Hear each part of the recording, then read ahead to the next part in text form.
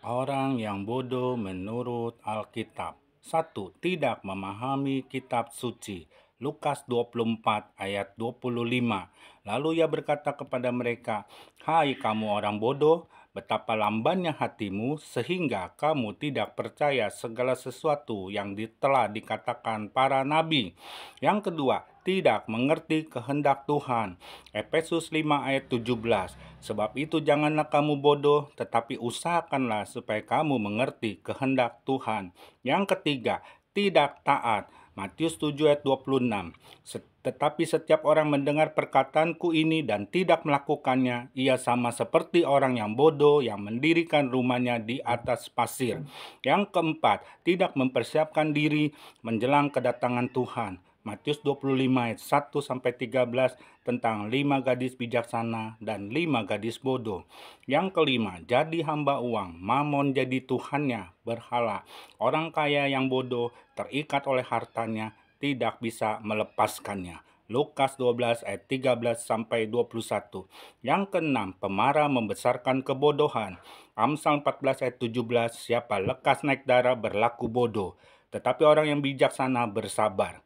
Amsal 14 ayat 29. Orang yang sabar besar pengertiannya, tetapi siapa cepat marah membesarkan kebodohannya.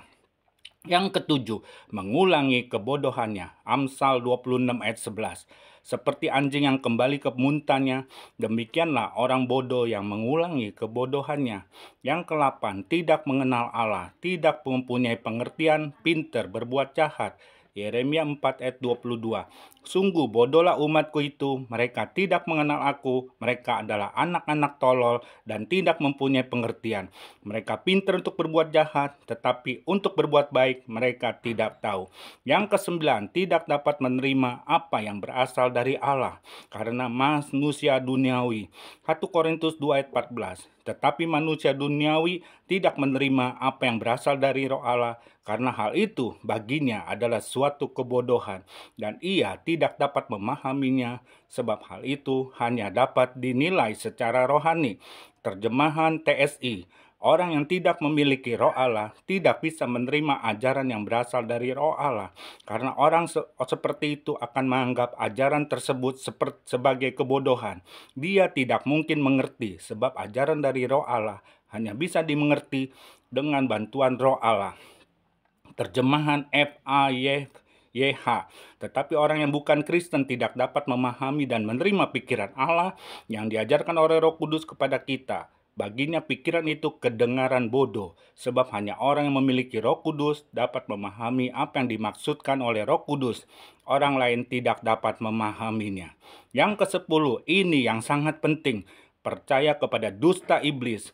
Orang yang paling bodoh adalah orang yang mau percaya kepada dusta iblis, kebohongan iblis, dan mau terus-menerus dibohongin, terus-menerus dibohongin. Itu adalah orang yang paling bodoh di dunia, tidak kapok-kapok dibohongin iblis. Tuhan memberkati.